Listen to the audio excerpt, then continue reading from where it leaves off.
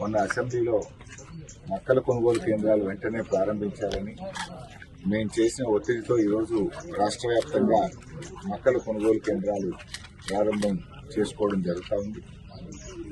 ముఖ్యంగా రాష్ట్రంలో దాదాపు 10 లక్షల ఎకరాల్లో మొక్కజొన్న సాగు చేసుకుంటా ఉన్నారు.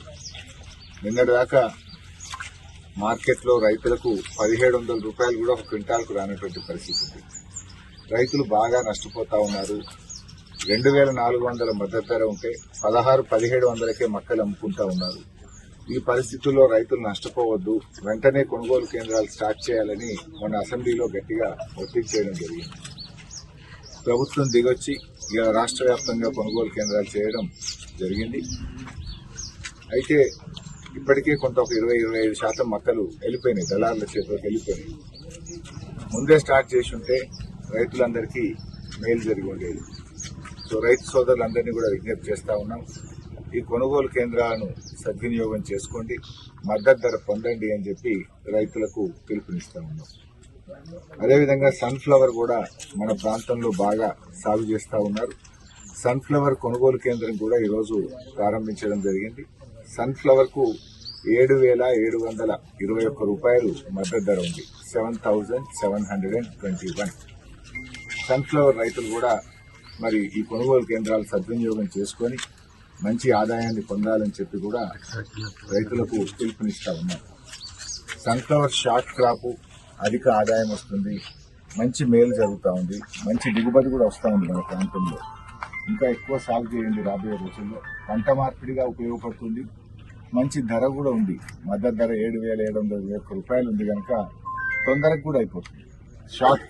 షార్ట్ డ్యూరేషన్ క్రాప్, దీని ఇంకా ఎక్కువ సాగు చేయాలని చెప్పి కూడా ఈ సందర్భంగా రైతు సోదరులకు పిలుపునిస్తా ఉన్నాం. ఈ యాసంగిలో ఇంత మంచి దిగుబడి మన సిద్దిపేట ప్రాంతంలో వస్తుందంటే కాళేశ్వరం ప్రాజెక్టు యొక్క ఫలితమే ఈ అత్యధిక దిగుబడికి, ఈ పంటలు పండడానికి కారణం. ఇవాళ సిద్దిపేట నియోజకవర్గం ఒకప్పుడు 8,000 ఎకరాల్లో యాసంగి సాగు ఉంటే ఇవాళ 80,000 ఎకరాల్లో యాసంగి సాగు జరుగుతూ ఉంది. అంటే దాదాపు 10 టైమ్స్ పెరిగింది. 8,000 వర్సెస్ 80,000. అంటే ఇంత సాగు పెరగడానికి కారణం మరి కాళేశ్వరం జలాలు. నాకు బాగా గుర్తు, 2005వ సంవత్సరంలో కరువు వచ్చింది. కరువు వస్తే పశుగ్రాస కేంద్రాలు ఏర్పాటు చేశారు.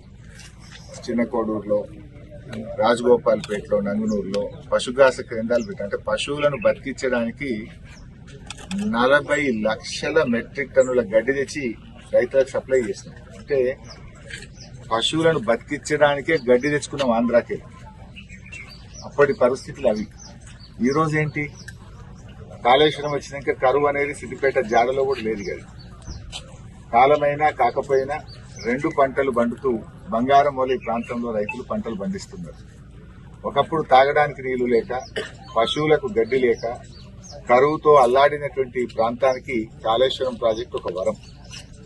ఇవాళ ఆ ప్రాజెక్టు వల్ల బంగారమౌళి 2 పంటలు పండుతా ఉన్నాయి, అన్ని రకాల పంటలు కూడా పండుతా ఉన్నాయి.